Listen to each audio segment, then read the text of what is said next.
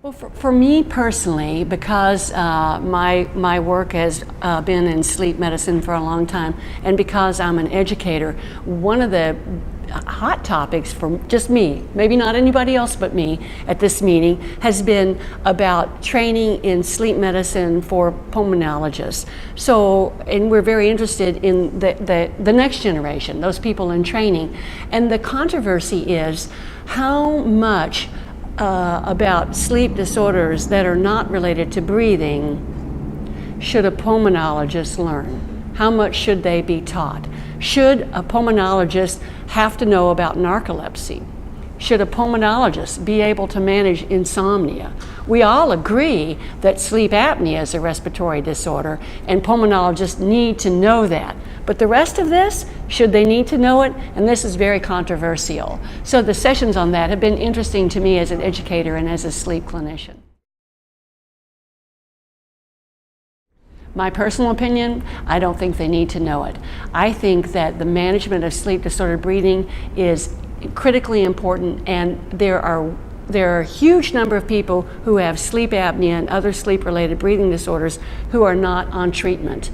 Sleep apnea is a condition which is very prevalent, it's deadly, and we have effective, safe treatment for it. And many people with the condition are not treated because there simply are not enough practitioners to take care of them. And pulmonologists need to step up to the plate on this. We don't need to get distracted with insomnia, which can be managed really with behavioral approaches. But we need to do what we do best, which is make sure that people breathe 24/7, and that includes at night. You're asking a couple of questions here which are interesting. The day of solo practice like my dad had, where you can be a surgeon, put up your shingle, be self-employed, and arrange coverage with your buddies, those days are over in general. A majority of physicians now are in large group practices, and some of that is because of the infrastructure that's now necessary with the electronic record and having an accountable care organization. The other question that you're answering is, do we tend to work in multidisciplinary teams now in the care of sick patients? Certainly for many chest members we do. My particular field, which is sleep medicine, primarily outpatient medicine at this stage of my life, are you kidding me? There is no way I could manage these patients without, I work primarily with respiratory therapists. So without a respiratory care practitioner, actually I have 3 in my clinic, I couldn't do what I do in my everyday practice. And so if these people were to come to our meeting, and I hope they do, they wouldn't necessarily go to a meeting for respiratory therapists, right? They'd go to the sessions on sleep disordered breathing management, right? And similarly for people working in the ICU, are you kidding me? Their patients would die without nurses. In fact, nurses, frankly, are probably more important to patient survival than physicians are in the ICU. And if an ICU nurse comes to our session, they don't go to a meeting for nurses, they go to a meeting about ventilator management in the ICU.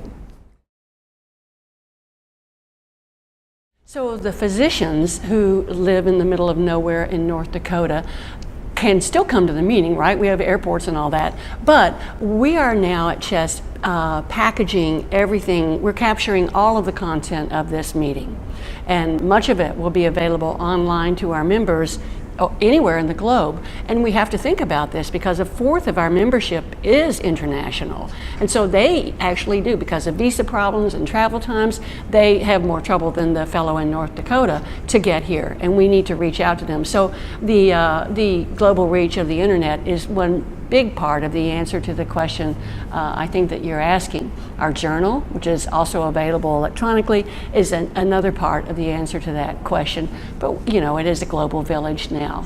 In terms of the patients, how do patients in isolated parts of the United States or the world get the care they need? I think some of the answer is going to be telemedicine. And CHEST is very interested in this emerging trend.